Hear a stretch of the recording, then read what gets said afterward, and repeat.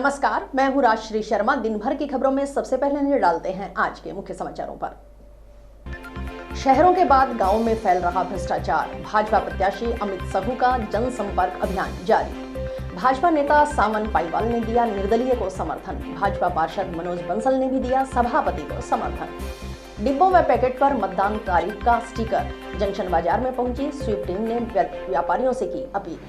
लखुवाली में युवक की हत्या के प्रकरण में अधेड़ गिरफ्तार। अब तक 3 आरोपियों की हो चुकी गिरफ्तारी। जिला कलेक्टर रुक्मिणी रिहार सिहाग ने जिला वासियों को दीपावली की शुभकामनाएं देते हुए ग्रीन दीपावली मनाने की अपील। और अब समाचार विस्तार से। जिला कलेक्टर रुक्मिणी रिहार सिहाग ने जिला वासियों को दीपावली की शुभकामनाएं देते हुए ग्रीन दीपावली मनाने की अपील की है। जिला कलेक्टर रुक्मिणी रिहार सिहाग ने जिला वासियों को जिला प्रशासन की तरफ से दीपावली की शुभकामना देते हुए कहा कि सभी नागरिक अपने घरों में धूमधाम से दीपोत्सव मनाएं। हनुमानगढ़ के सभी वासियों को जिला प्रशासन की तरफ से दीपावली की बहुत बहुत शुभकामनाएं।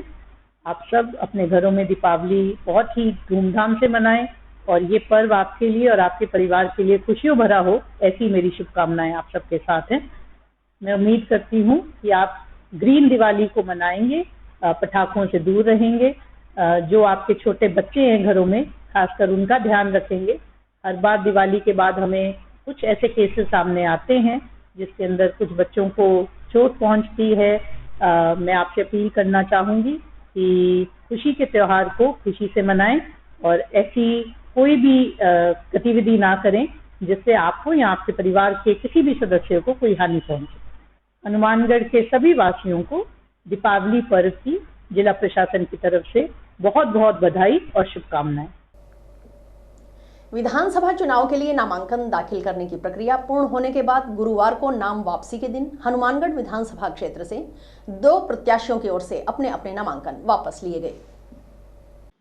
अब 13 प्रत्याशी चुनाव मैदान में बचे हैं। नाम वापसी के लिए तय समय पूर्ण होने के बाद प्रशासन की ओर से कलेक्ट्रेट के सभागार में शेष बचे प्रत्याशियों के साथ बैठक कर उन्हें सिंबल आवंटित किए गए।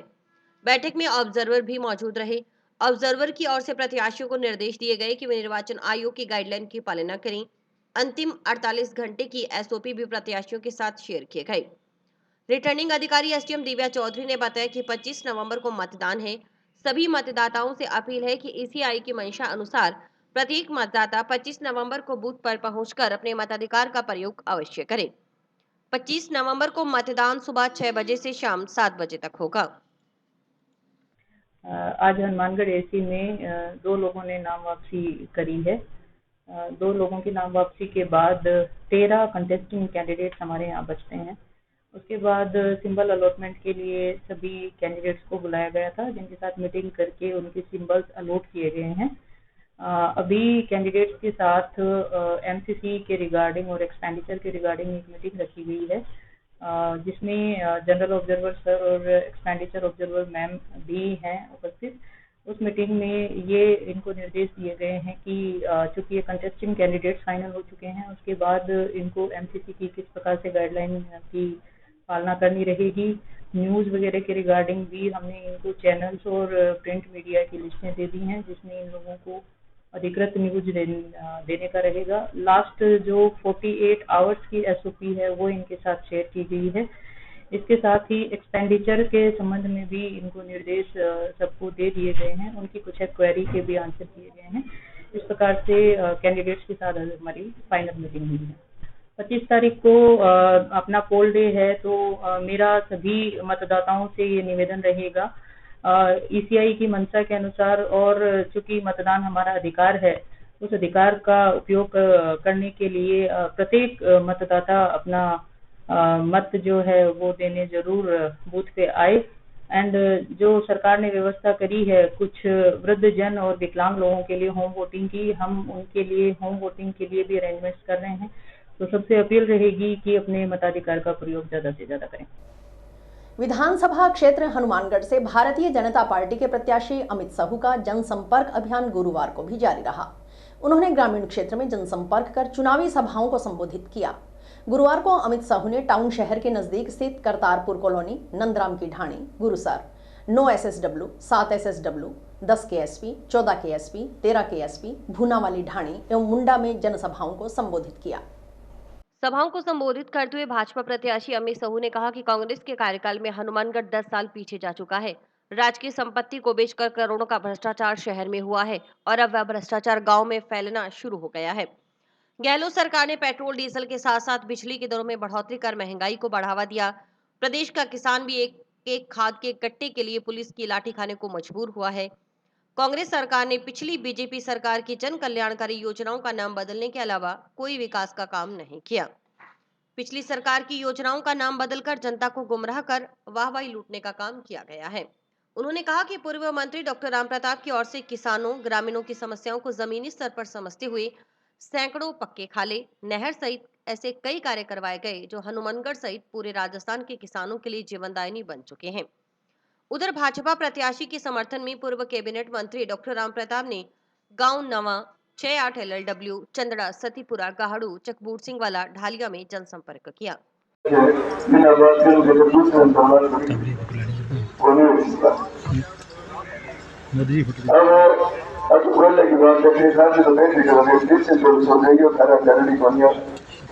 पूरे में कटने के बाद आश्वासन दे रहा है बात करिए बंद दोनों बात बनाया मेरे मन अब देखिए सारी जरूरी बात मैं कह रहा हूँ वो है ऐसा जरूरी है नहीं आदत है करने की तो मुझसे पूछो ना तो डूब जाए तो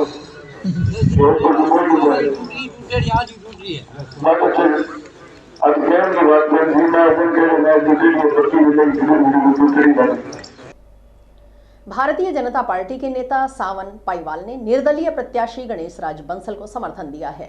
टाउन की बरकत कॉलोनी में आयोजित कार्यक्रम में सावन पाईवाल ने कहा कि मैंने भाजपा कार्यकर्ता के नाते टिकट के लिए दावेदारी जताई, लेकिन मेरा टिकट काटकर पूर्व मंत्री डॉक्टर रामप्रताप के पुत्र अमित साहू को दे दिया गया। इस मौके पर भाजपा कार्यकर्ता शहजाद खान, सतीश शर्मा, वेदव्यास शर्मा, चंचल पारिक, विक्रम सिंह रामगढ़िया, डॉक्टर प्रेम सिंह शेखावत, नवाब खान और अमित मिश्रा आदि ने भाजपा छोड़कर गणेश बंसल को समर्थन देने की घोषणा की। इसी प्रकार दिलीप पेंटर के नेतृत्व में कांग्रेस कार्यकर्ताओं ने बंसल को समर्थन का ऐलान किया। गणेश बंसल ने सभी का माल्यार्पण कर स्वागत किया। निर्दलीय प्रत्याशी सभापति को समर्थन देने के बाद सावन पाईवाल ने निर्दलीय के रूप में दाखिल अपना नामांकन गुरुवार को वापस भी ले लिया। इस दौरान गणेश बंसल भी उनके साथ रहे। तो मैंने निर्दलीय नामांकन भरा था और मैंने आज गणेश राज जी बंसल जी के समर्थन में वो उठा लिया मैंने। मैं भारतीय जनता पार्टी का कार्यकर्ता रहा हूँ और जो पार्टी ने हम कार्यकर्ताओं के साथ कुठाराघात किया है, जो एक परिवारवाद चलाकर मंत्री जी के पुत्र को जो टिकट दी है, उनके पास योग्यता सिर्फ यही थी कि वो नामदार थे। इस पार्टी में कामदारों की कदर करने की जो बात कही जा रही थी, उसको पार्टी ने खुद नहीं नकार दिया है। इसलिए हमारे पास बागी होने के अलावा और कोई रास्ता नहीं था। हम पार्टी के अंदर रहकर पार्टी के साथ गद्दारी नहीं करना चाहते थे, इसलिए हमने खुले आम इस जो टिकट मिली है इसका विरोध कर रहे हैं। जो इन्होंने 4 साल में विकास की गंगा बहाई है, हनुमानगढ़ का क्षेत्र जो जिला तो था लेकिन जिले वाला इसमें कुछ नहीं था। आज आप कहीं भी जाओगे तो ये शहर बोल के बताएगा कि मैं एक शहर हूँ, मैं एक जिला हूँ। आज ये जो ट्रैफिक लाइटें लगी है, सेंट्रल पार्क बने हैं, हर वार्ड में, हर कॉलोनियों में जो एक कोने की गलियां थी उनमें भी सड़कें बन चुकी है। इसी तरह गंगा ये विकास की बातें रहेंगे, इनको साथ देने का यही कारण था। मैं युवा मोर्चा में रह चुका था, युवा मोर्चा में मैं उपाध्यक्ष रह चुका था, मैं प्रदेश कार्यालय प्रभारी के रूप में मैंने काम किया है, प्रदेश कार्य समिति सदस्य भी रहा हूँ। उधर भारतीय जनता पार्टी के पार्षद मनोज कुमार बंसल ने गुरुवार को निर्दलीय प्रत्याशी गणेशराज बंसल को समर्थन दे दिया। 4 साल पहले मनोज कुमार बंसल ने गणेशराज बंसल के खिलाफ सभापति का चुनाव लड़ा था। तब भाजपा ने मनोज बंसल को गणेशराज के खिलाफ प्रत्याशी बनाकर मैदान में उतारा था। नगर परिषद के 60 सदस्यीय बोर्ड में गणेशराज बंसल 41 वोट लेकर विजयी हुए, जबकि भाजपा के मनोज कुमार बंसल को 19 वोट मिले थे। गणेश बंसल के खिलाफ सभापति चुनाव लड़ने के बाद वह नगर परिषद में भाजपा का प्रमुख चेहरा थे, लेकिन विधानसभा चुनाव में उन्होंने गणेश बंसल के साथ हाथ मिला लिया है।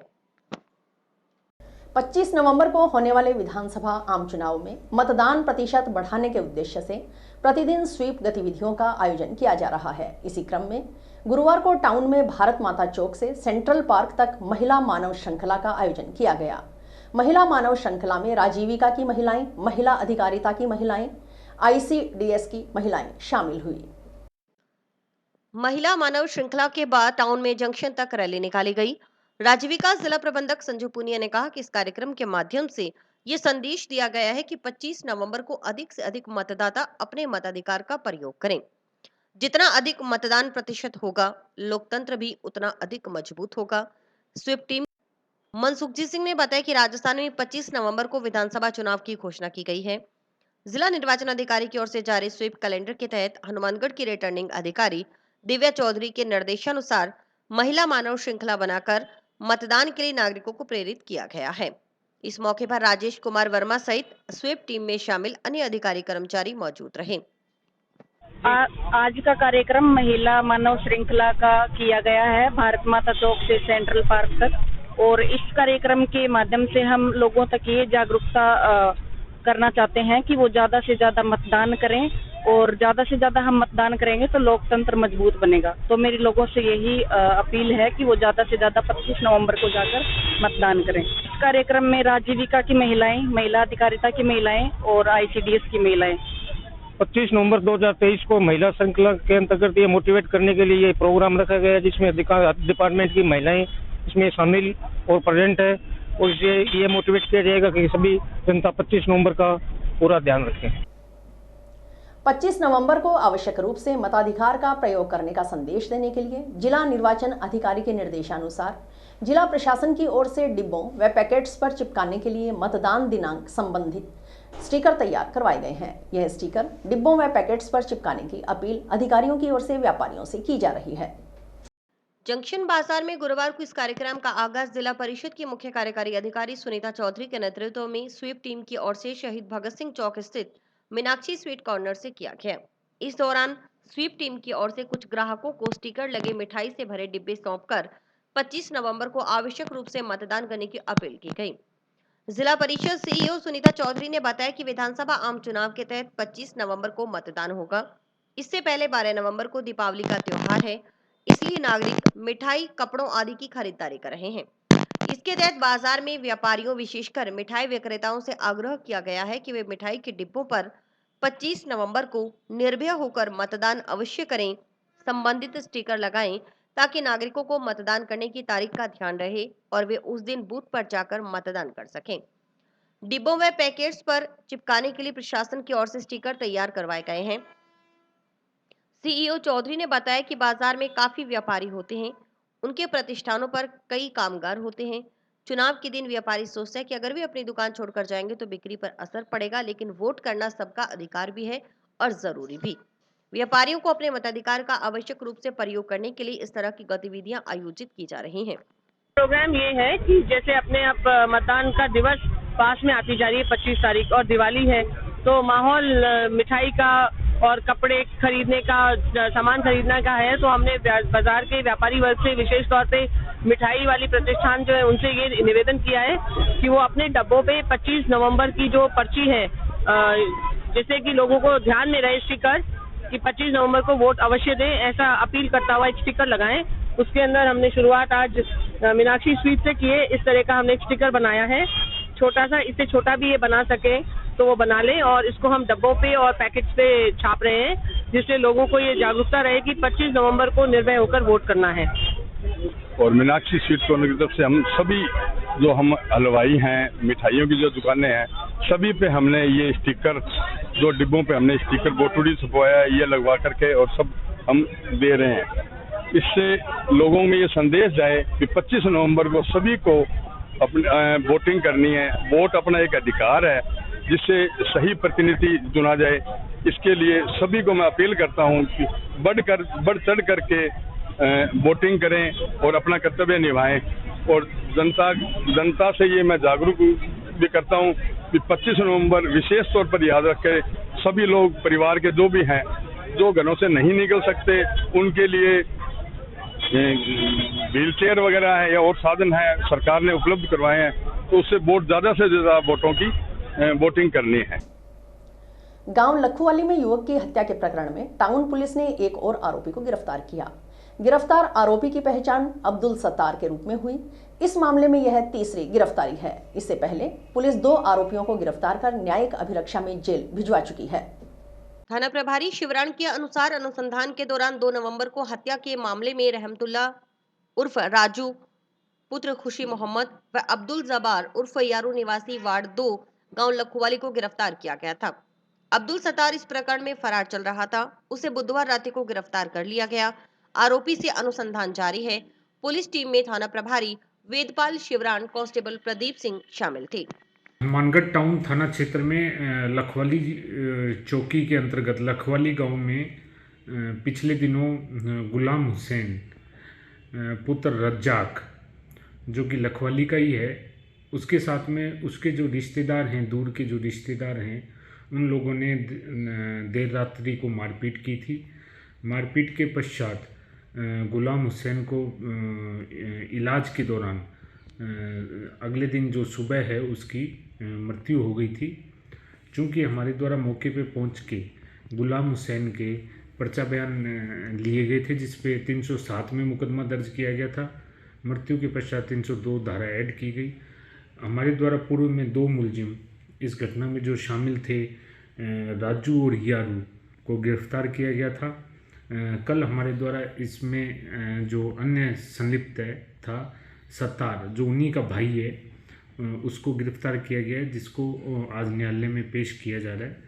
जो झगड़े का मुख्य कारण, जैसा कि मैंने पहले भी बताया था, कि ये आपस में रिश्तेदारी हैं। और जो मृतक के पिता हैं रज्जाक, ये रामगढ़ जैसलमेर में खेती वहाँ करते थे। और पीछे से जो इनका लड़का है गुलाम हुसैन मृतक, वो इन आरोपियों के साथ, चूँकि ये रिश्तेदार हैं, इनके साथ में इसने अलग अलग प्रकार के काम धंधे किए, जैसे पिकअप खरीदना बेचना, कोई भैंस का व्यापार, कोई अन्य दूसरा खेती बाड़ी का। इसमें इनको लेकर, इनके बीच में पैसों को लेकर विवाद हो गया था और इनके बीच में लंबे टाइम से झगड़ा चल रहा था। पुलिस ने इनको पहले पाबंद भी कराया था और जिसके नतीजन इन लोगों के द्वारा इसके साथ गंभीर मारपीट की गई। इसके हाथ और पैरों पे उन लोगों के द्वारा मारपीट की गई और जो चोटें हैं, चोटें बड़ी गंभीर किस्म की थी, जिसमें इसकी इलाज के दौरान इसकी मृत्यु हो गई। नेशनल मेंटल हेल्थ प्रोग्राम कार्यक्रम में आमजन में अधिक से अधिक जागरूकता के लिए गुरुवार को स्वास्थ्य भवन में कार्यशाला आयोजित की गई। कार्यशाला में सीएमएचओ डॉक्टर नवनीत शर्मा ने बताया कि वह व्यक्ति मानसिक रूप से स्वस्थ होता है जो दूसरों के बारे में अच्छा महसूस करे। अगर आपको किसी दूसरे व्यक्ति से ईर्ष्या होती है तो आप मानसिक रूप से स्वस्थ नहीं कहे जा सकते। जिस व्यक्ति के अंदर कोई अंदरूनी लड़ाई नहीं चल रही, अगर कोई उसकी बुराई करेगा तो वह उसे स्वीकार करेगा। उस व्यक्ति में आत्मसम्मान होगा, उस व्यक्ति को अपनी आवश्यकता और लक्ष्य पता होगा, उस व्यक्ति का खुद पर नियंत्रण होगा। कार्यशाला में आरसीएचओ डॉक्टर विक्रम सिंह, त्रिलोक शर्मा व मनीष शर्मा मौजूद थे। तो साहब हैं डॉक्टर नवनीत जी शर्मा जी, ये मेंटल हेल्थ को लेके काफी सेंसिटिव हैं। पहले भी ये खुद के कार्यकाल में इन्होंने काफी इसको आगे तक अवेयरनेस के लिए, ग्रोथ रूट लेवल तक पहुंचाने के लिए काफी कैंप के लिए इन्होंने हमको मोटिवेट किया। तो हम लोग काफी, लगभग हम पूरे जिले में जितनी भी पीएचसी है हमारी 58 के आसपास, सभी में हमने एक बार कैंप लगाया है मेंटल हेल्थ का, ताकि हम अवेयरनेस को फैला सकें।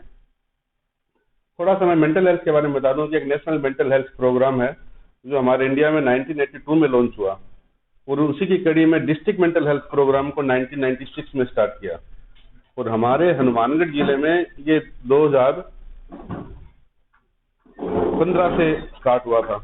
हमारे मेन जो मेंटल हेल्थ, जो नेशनल मेंटल हेल्थ प्रोग्राम का मेन जो उद्देश्य है, ये है कि हम मेंटल हेल्थ को ग्रोथ रूट लेवल पे उसकी अवेयरनेस को फैलाएं, ताकि लोगों को पता चल सके कि मानसिक बीमारियां होती क्या हैं और यदि हैं तो उनका निदान क्या है, उनका उपचार क्या है और वो कहाँ पे उनका उपचार हम इजीली, आसानी से ले सकते हैं। छोटा सा एक डाटा है कि जो इनिशियली WHO ने जब ये मेंटल हेल्थ प्रोग्राम स्टार्ट किया था, तब लगभग 6 to 7% population of India Bharat की 6 से 7% पॉपुलेशन मानसिक रोगों से ग्रसित थी और अभी 2023 में ये बढ़ के 15% के आसपास हो चुकी है। मतलब ये इतना बड़ा जो इसका है, तो WHO ये मानता है कि हर 4 में से एक परिवार में कम। मेन जो आप लोगों के साथ वार्ता करने का जो मेन जो उद्देश्य है वो ये है कि मानसिक बीमारियों का जनता तक पहुंच सके और ये पता लगा सके जनता आराम से कि भी इसको पहचान कैसे करें। जाते थे और बाहर आके खेलते थे, पर आजकल बच्चा जब स्कूल से आता है तो बाहर खेलता नहीं है, बस्ता पटक देता है, चुपचाप अंदर गाड़ी बैठ जाता है। तो इस तरह की शिकायतें भी काफी सारे मरीज हमसे करते हैं। तो जब हम गांव में जाते हैं तो जो ANM और आशा जो है हमसे एक ही सवाल पूछते हैं कि सर ये तो ठीक है कि हम उनको मोटिवेट तो कर सकते हैं, तो हमको तो कम से कम पता चले कि हम उनको बताएं क्या, पहचाने क्या कि भी रोग किस तरीके से हम उनको घर वाले उसको पहचान सकते हैं। मेंटली हेल्दी पर्सन कौन होता है? जिसको जो दूसरों के बारे में अच्छा फील करे। अगर मैं आपके बारे में अच्छा फील नहीं कर रहा हूँ, मुझे आपसे ईर्ष्या हो रही है या मुझे आप अच्छे नहीं लग रहे हो, तो मैं मेंटली हेल्दी नहीं हूँ। तो मेंटली हेल्दी व्यक्ति वही होगा जो सामने वाले व्यक्ति को अच्छा समझ रहा होगा, तब मानेंगे कि ये मेंटली हेल्दी है। क्या क्या लक्षण होते हैं कि आदमी मानसिक रूप से पूरी तरह से स्वस्थ है?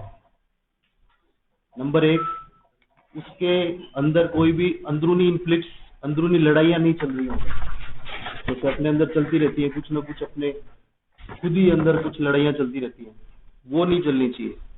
अच्छी तरह से एडजस्ट होगा वो, कोई उसकी बुराई करेगा, क्रिटिसाइज करेगा, उसको एक्सेप्ट करेगा वो कि हाँ, मैं कहता हूँ कि किसी ने मुझे कहा कि मैं बुरा हूँ तो मैं उसको एक्सेप्ट करूंगा और अपसेट नहीं होगा। अगर मुझे कोई कह रहा है कि भी तू गलत है, तू बुरा आदमी है, तो मैं उसको अच्छे से स्वीकार करूंगा और उससे अपसेट नहीं होगा। सेकंड, दूसरा बिंदु ये होता है, अपनी आइडेंटिटी सर्च करूंगा। भीड़ में नहीं है, अपने भीड़ में गुम होने के लिए नहीं होता। हर आदमी जो मानसिक रूप से स्वस्थ है वो अपनी आइडेंटिटी पहचानता है कि मैं क्या हूँ, मैं क्या कर सकता हूँ। उसको एक आत्मसम्मान होता है उस व्यक्ति के अंदर। चौथा बिंदु है कि अगर वो मानसिक रूप से स्वस्थ है तो उसका सेल्फ एस्टीम होगा, उसमें आत्मसम्मान होगा।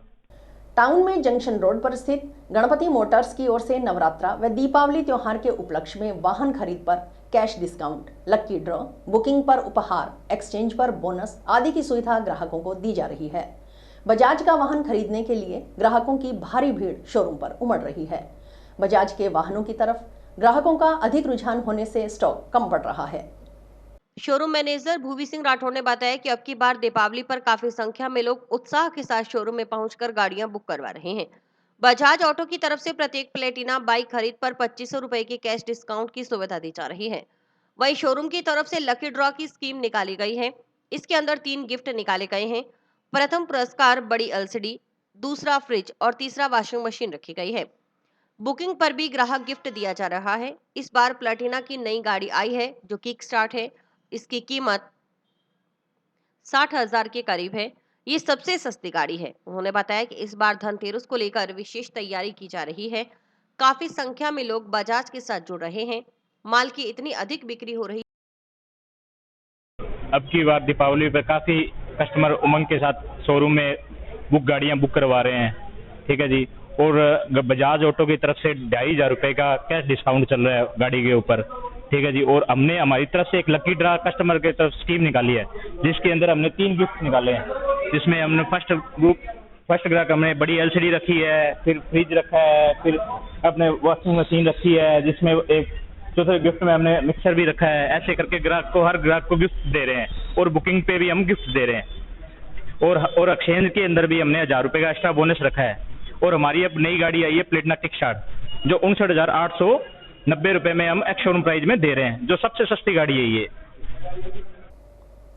राजस्थान राज्य विधिक सेवा प्राधिकरण जयपुर द्वारा दिए गए निर्देशों की अनुपालना में धनपत माली सचिव जिला विधिक सेवा प्राधिकरण हनुमानगढ़ द्वारा श्री खुशालदास यूनिवर्सिटी के समन्वयक से विधिक सेवा दिवस पर कार्यशाला का आयोजन ADR भवन में किया गया।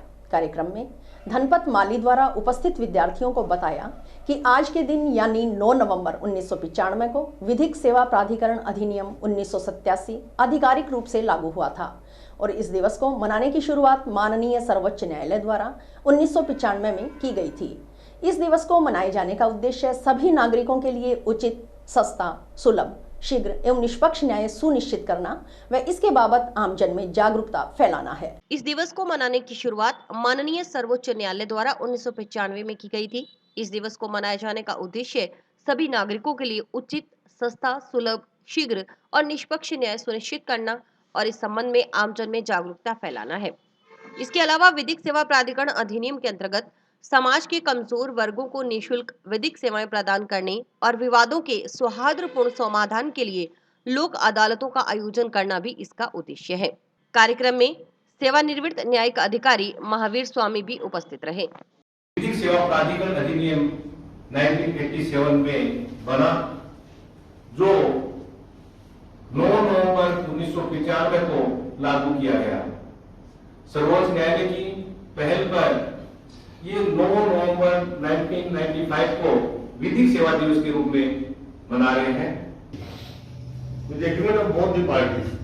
तो ये जो परमानेंट लॉ का ये बहुत वास्ट सब्जेक्ट है, जिसकी देखो सबसे बड़ी बात है, ये एक नॉन अपीलेबल सब्जेक्ट है। परमानेंट लोक अदालत का अवार्ड जो है वो नॉन अपीलेबल है। इसकी सीधी रिट लगती है हाईकोर्ट। इसको अब क्वेश्चन नहीं उठा कि व्हाई नॉन अपीलेबल। और इसी के साथ समाचार समाप्त हुए। रोजाना देखते रहिए समाचार। नमस्कार।